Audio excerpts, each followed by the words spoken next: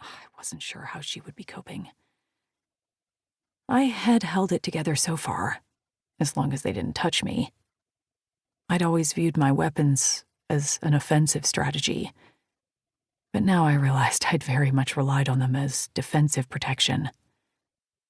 Through the trees, the dark form of a structure began to take shape. I uncurled from my hunched position and crawled to the side of my cage. The Joktuls ignored me, as their pace seemed to speed up, and within minutes the trees cleared to reveal a massive fortress, with walls easily 2 to 3 stories high. 2 large, gated doors opened as the cage wheels rattled onto a wooden plank path leading inside. I swallowed down the bile threatening to rise in my throat. My brain screamed at me that entering those walls would mean nothing good, but I didn't have a choice. Locked in a cage, surrounded by massive aliens and their sharp-fanged hounds, I could do nothing but sit in terror as we entered the gates. Inside, the cage rattled to a stop, and the hounds who'd been pulling me pawed at the dirt of a barren courtyard.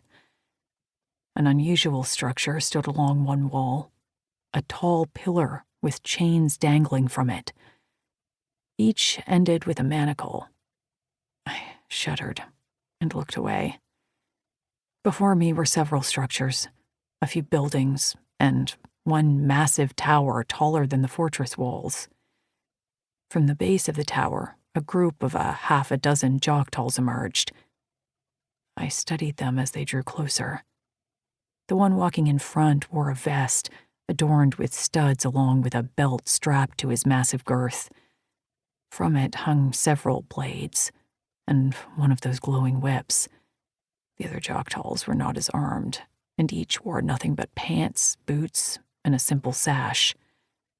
The Joktuls around me, I'd arrived in a fleet of a dozen, stood with their lower arms clasped behind their backs and their upper arms loose at their sides.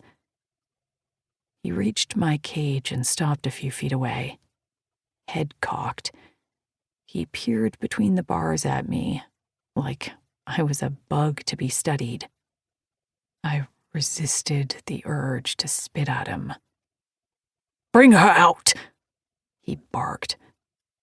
I was grateful that they'd updated my translation implant with their language, so at least I wasn't in the dark when they spoke.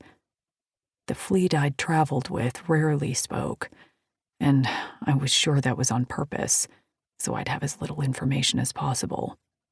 They'd only spoken to me when they gave me orders. A Joktul opened my cage and reached inside to drag me out. I scrambled away from him, launching myself out of the cage into the dirt, and immediately rising on my own. They thought I just despised their touch, which was correct. But they didn't know that even the most minor of grips caused me immeasurable pain. I planned to hide that as long as possible, so they didn't use my weakness against me. My eyes darted around me as my instincts told me where to run.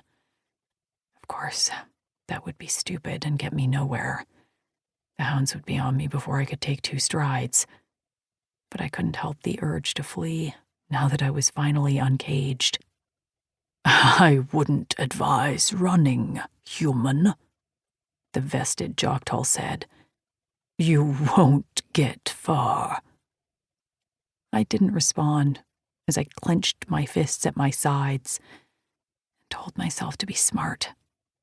Stay calm. Get information. "I'm Uprith Hangrin, commander of the Joktul Curse, and Joktulis," he said, and I didn't miss the way his chest puffed out, like I was supposed to be impressed.